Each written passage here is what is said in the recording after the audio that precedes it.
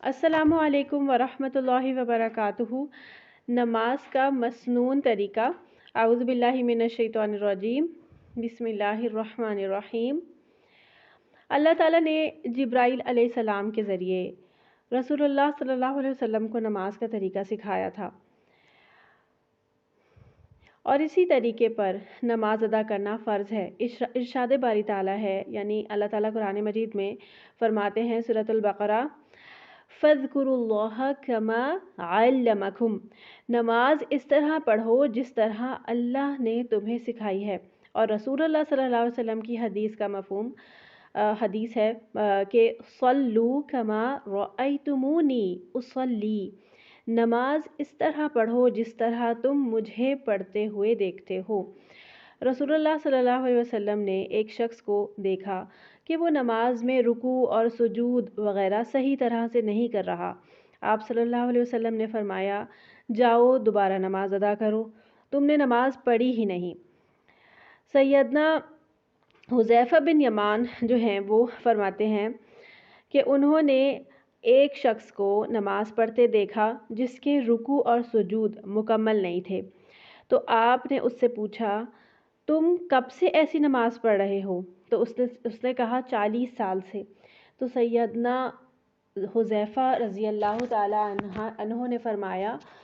کہ تم نے تو 40 سال سے نماز پڑھی ہی نہیں، اگر تم ایسی ہی نماز پڑھتے مر گئے تو تمہاری موت اس سنت پر نہیں ہوگی جس پر اللہ تعالیٰ نے محمد صلی اللہ علیہ وسلم کو پیدا کیا ہے۔ اللہ اکبر کبیرہ۔ دیکھیں، جلدی جلدی نماز پڑھنا اور رکوع اور قیام اور سجود جلدی جلدی اس طرح ادا کرنا کہ وہ پوری طرح ادا ہی نہ ہو، ہماری نماز نہیں ہو سکتی۔ تو کس طرح ہماری نماز ٹھیک ہوگی؟ دیکھیں، جب تک کہ ہمارے جو ہماری نماز کی حرکات ہیں وہ تسلی بخش نہ ہوں، تب تک نماز ادا نہیں ہوگی۔ اس کے لیے انشاءاللہ ہم آہستہ آہستہ ہر رکوع ہر اس کو جو ہے وہ سیکھیں گے۔ ایک اور حدیث سنیے، رسول اللہ صلی اللہ علیہ وسلم نے فرمایا، قیامت کے دن سب سے پہلے نماز کا حساب لیا جائے گا، جس کی نماز درست یعنی میرے طریقے کے مطابق ہوئی وہ کامیاب ہوگا، اور جس نے نماز بگاڑ دی یعنی میرے طریقے پر ادا نہیں کی تو ناکام اور نامراد ہوگا۔ اللہ اکبر کبیرہ، یعنی نماز پڑھنے والا بھی ہوگا لیکن اگر نماز صحیح نہیں ہوگی تو پھر بھی کامیاب نہیں ہوگا۔ اللہ تعالی ہمیں صحیح نماز پڑھنے کی توفیق عطا فرمائے۔ اچھا، اب سٹارٹ ہو رہا ہے ہمارا نماز کا طریقہ۔ تو تکبیر تحریمہ کا بیان، یعنی جو سٹارٹ کی جو سب سے پہلی تکبیر ہوتی ہے اس کو کہتے ہیں نماز صرف تکبیر تحریمہ سے شروع ہوتی ہے۔ رسول اللہ صلی اللہ علیہ وسلم نے فرمایا کہ نماز کے دوران میں بات چیت وغیرہ کا حرام ہونا تکبیر ہی کے بعد ہے، اور اس بات چیت کا حلال ہونا سلام ہی کے بعد ہے۔ نماز شروع کرتے ہوئے اللہ اکبر کہیں، اس کے علاوہ کوئی بھی جملہ جائز نہیں ہے۔ پھر قیام شروع ہوتا ہے، یہ ہم پڑھ چکے ہیں آلریڈی کہ ہم نے اللہ اکبر کہنا ہے، اور اللہ اکبر کہتے ہوئے ہم نے اپنے ہاتھ کندھے تک بلند کرنے ہیں، کان تک بھی اوپر ہو جائیں، کان کی لو تک تو بھی ٹھیک ہے، لیکن کانوں کو ہاتھ لگانا یہ جائز نہیں ہے، نہ مردوں کے لیے نہ عورتوں کے لیے۔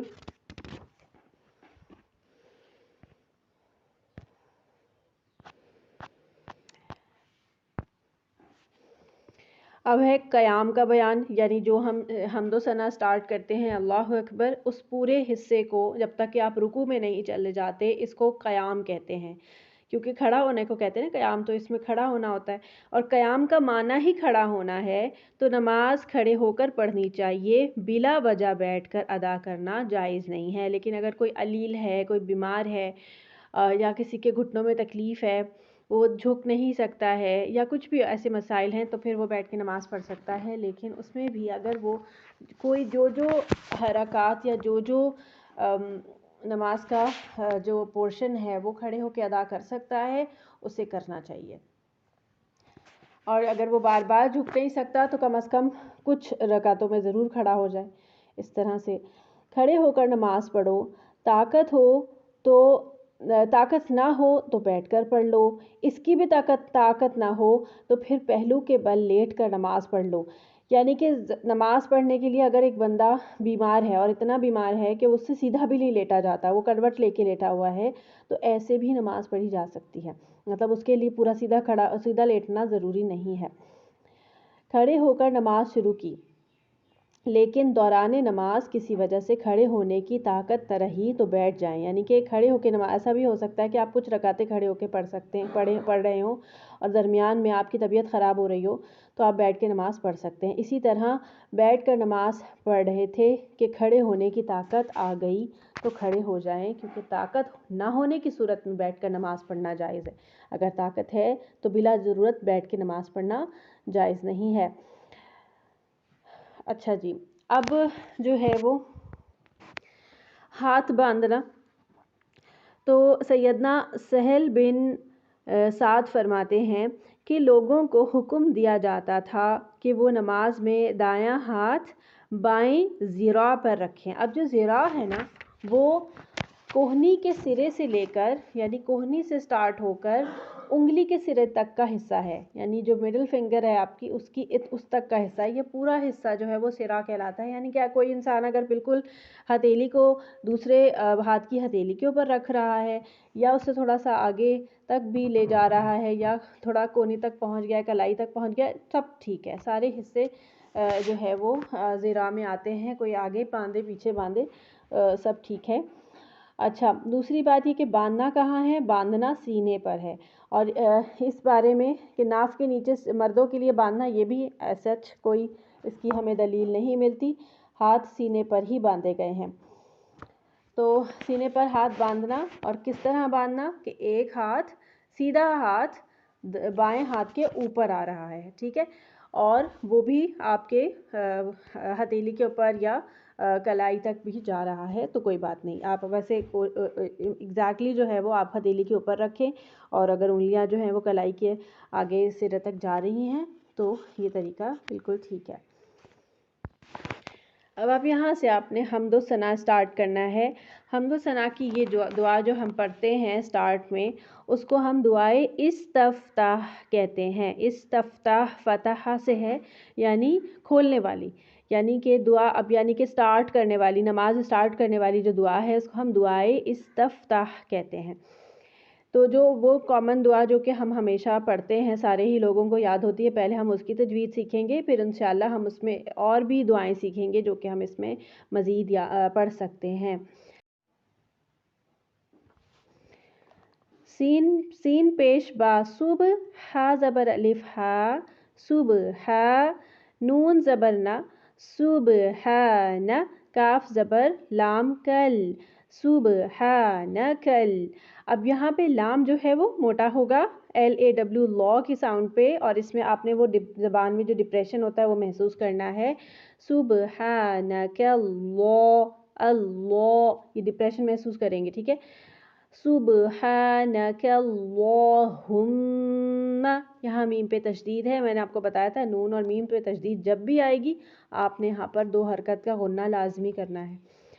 صبح، یہاں پہ با پہ ڈبل ساؤنڈ آئے گی، سبحانک اللہم۔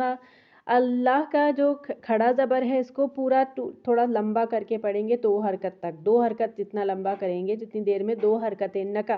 جیسے 2 حرکتیں پڑھی گئی ہیں اس طرح آپ نے اتنا لمبا کرنا ہے۔ سبحانک اللہم، واو زبر ہوا، با زیر بی، ہوا بی، و بے نہیں پڑھنا، با زیر بی، ہا زبر میم ہم، و بی ہم، دال زیر دی، و بی ہم دی، کاف زبر کا، و بی ہم دی کا،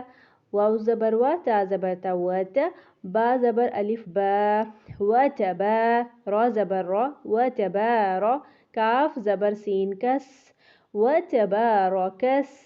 میم پیش مو، کاف زبر کا، و تبارکس مو کا، واو زبر وا، تا زبر تا، عین زبر الف عا، و تبارکس مو کا،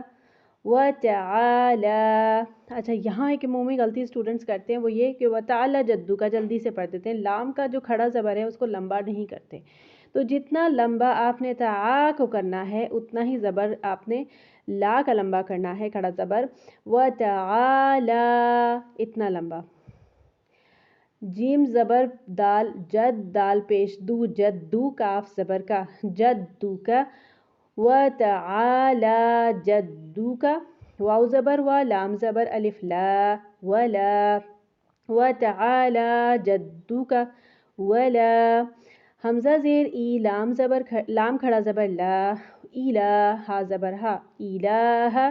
ولا الہ غین زبر یا غی اس میں نیچے ای کا ساؤنڈ آنا چاہیے غی اور غین پر ہوگا GHAW غوئی آپ نے ڈپریشن محسوس کرنا زبان میں غوئی رو پیش رو غوئی رو میں بھی آپ نے ڈپریشن محسوس کرنا ہے کاف زبر کا غوئی رو کا سبحانك اللهم وبحمدك وتبارك اسمك وتعالى جدك ولا إله غيرك اب اس کی وہ دیکھیں سبحان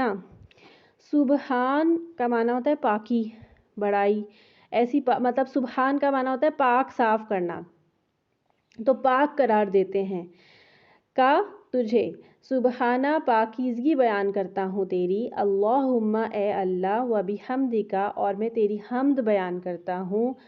و تبارکا اور بہت بابرکت ہے تبارکا ہم بارک اللہ کہتے ہیں نا و تبارکا اور بہت بابرکت ہے اسم کا تیرا نام اسم کہتے ہیں نام کو و تعالی اللہ تعالیٰ کہتے ہیں تعالیٰ کا معنی علو سے ہے وہی مستعلیہ جس سے تھا عین لام واو اسی سے ہے تعالیٰ کا معنی ہوتا ہے بلند جد کا جد جو ہوتی ہے نا ہم کہتے ہیں نا جدی پشتی جو ہے امیر ہیں جد کا معنی کیا ہوتا ہے حسب نسب اور شان جدی پشتی یعنی کہ شان سے ہے شان تیرا جو شان ہے بیسیکلی حسب نسب شان کے لیے بیان ہوتا ہے نا انسان اپنے باپ دادا اور ان سب چیزوں کو کیوں بیان کرتا ہے کہ انسان اپنی بڑائی چاہتا ہے کہ میرے دادا تو فلاں تھے میرے دادا تو آرمی میں تھے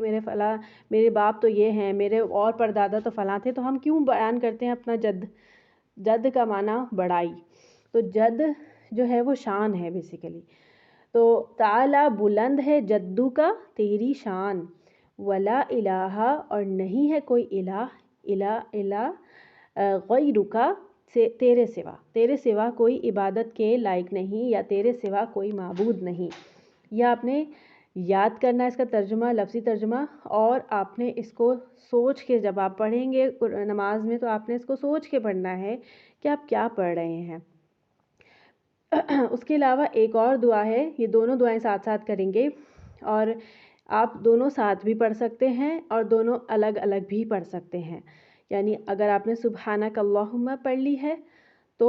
وہ پڑھ لیجئے اور اگر آپ یہ دوسری والی جو میں پڑھانے والی ہوں یہ پڑھنی ہے چھوٹی سی ہے یہ پڑھنا چاہتے ہیں یہ پڑھ لیجئے اگر آپ دونوں پڑھنا چاہتے ہیں آپ دونوں بھی پڑھ سکتے ہیں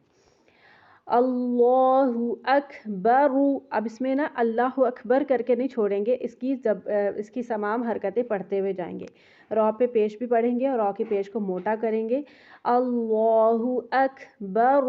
کبیرا یہاں پر روکیں گے ہم کبیرن پہ ہم کبیرا کر دیں گے والحمد للہ کثیرا اب یہاں پہ اللہ کا لام باریک پڑھا جائے گا کیونکہ جیسے میں نے آپ کو ویڈیو میں بھی بتایا ہے کہ لام سے پہلے اگر اللہ کے لام سے پہلے اگر زبر یا پیش آ رہا ہوگا تو اللہ کا لام موٹا پڑھا جائے گا جیسے سبحانک اللہم میں ہم نے اللہ کا لام موٹا پڑھا ہے اسی طرح یہاں پر اللہ اکبر میں موٹا پڑھا ہے یہاں پہ للہ میں زیر کی وجہ سے لام باریک ہو جائے گا تو والحمد للہ کثیرا وسبحان اللہ بکرة وأصیلا بکرة کاف کو ویسے ہی آپ نے اللہ اکبر والے کاف میں ہمس لے کے آنا ہے ہوا ایئر باہر آئے گی اور وہ اصیلا صاد جو ہے وہ پر ہوگا اصی یہاں پر آپ نے زبان میں ڈپریشن فیل کرنا ہے وسبحان اللہ بکرة وأصیلا اللہ اکبر کبیرا اللہ سب سے بڑا ہے بہت زیادہ بڑا ہے والحمد للہ کثیرا بہت زیادہ کثیر تو کا معنی ہی بہت ہوتا ہے تو والحمد للہ اور اللہ کی بہت زیادہ تعریف ہے و سبحان اللہ، اور اللہ کی بہت زیادہ پاکیزگی بیان کرتا ہوں، یا بیان ہے، آلریڈی بیان ہوئی بھی ہے، کوئی کرے نہ کرے اللہ تعالیٰ پاک ہے۔ بکرتن، بکرتن کا معنی صبح، و اصیلا شام، اور صبح اور شام اللہ تعالیٰ کی پاکی بیان کرتا ہوں۔ اچھا، یہاں پر ایک مسئلہ جو ہے وہ لکھا ہوا ہے کہ دعائے استفتاح نماز کے شروع میں پڑھی جائے گی، بعد میں نہیں، یعنی اگر آدمی قیام کے علاوہ رکوع یا سجدے میں جماعت کے ساتھ ملا ہے تو وہ دعائے استفتاح نہیں پڑھے گا، بلکہ اسی حالت میں ساتھ مل جائے گا، اور بعد میں بھی نہیں پڑھے گا کیونکہ اس کا محل گزر چکا ہے۔ یعنی جیسے اگر کوئی جماعت میں نماز میں ملتا ہے تو کس طرح ملتے ہیں، اکثر عورتوں کو نماز میں جماعت میں ملنے کا طریقہ نہیں پتہ ہوتا، تو جب آپ جیسے فرض کریں کہ امام صاحب آلریڈی رکوع میں ہیں اور آپ جو ہیں وہ پہنچے ہیں اس ٹائم، تو آپ کیا کریں گی، رکوع کے ہی اللہ اکبر کہہ کے فوراً رکوع میں ساتھ مل جائیں گے۔ اب آپ کی جو سٹارٹ والے جو پورا پورشن تھا جس میں آپ نے قیام پڑھنا تھا وہ آپ نے نہیں پڑھا ہے، اور سورۃ الفاتحہ جب تک قیام میں اس رکعت میں پڑھی نہ جائے وہ رکعت مانی نہیں جاتی، تو وہ رکعت آپ کی ایک ایکسٹرا رکعت ہوگی، وہ آپ ملنے کے لیے آپ نے وہ رکعت ایڈ آن کر لی ہے، آپ اس میں وہ سب کچھ پڑھتے جائیں گے جو آپ نے جو امام صاحب پڑھ رہے ہوں گے ساتھ ساتھ، جیسے آپ نے رکوع کی تسبیح بھی پڑھنی ہے، پھر سمیع اللہ لمن حمیدہ، پھر اس کے بعد آپ نے سجدہ کیا، پھر امام صاحب کھڑے ہو گئے، اب آپ نے ان کے ساتھ ہی نماز پڑھنی ہے۔ اب ان کی دوسری رکعت آپ کی بھی دوسری رکعت ہے، آپ دوسری رکعت پڑھ کے جب وہ سلام پھیریں گے نا آخری رکعت پہ، تو آپ نے سلام نہیں پھیرنا، آپ تحیات بھی پڑھیں گے، ساری دعائیں بھی پڑھیں گے، سب کچھ کریں گے، لیکن پھر جیسے ہی وہ سلام پھیریں گے آپ کھڑے ہو جائیں گے اور اپنی پہلی رکعت کو اب دوبارہ سے اب پڑھیں گے، اور آپ پڑھتے ہوئے آپ نے ثنا نہیں پڑھنی، آپ نے سورۃ الفاتحہ اعوذ باللہ بسم اللہ پڑھ کے سورۃ الفاتحہ پڑھ کے اور کوئی بھی سورت ملا کے پھر وہ اپنی جو ہے وہ فرسٹ رکعت کمپلیٹ کرنی ہے اور دوبارہ تشہد پڑھنا ہے، تو آپ کا اس صورت میں آپ کے 3 تشہد ہو جائیں گے، اٹس اوکے، اس سے کوئی فرق نہیں پڑتا، ٹھیک ہے۔ جیسے آپ کو جب آپ سجدہ سہو بھی جب ہم پڑھیں گے نا تو انشاءاللہ پھر اس میں بھی میں آپ کو بتاؤں گی کہ اس طرح سے سجدہ سہو کیا جاتا ہے۔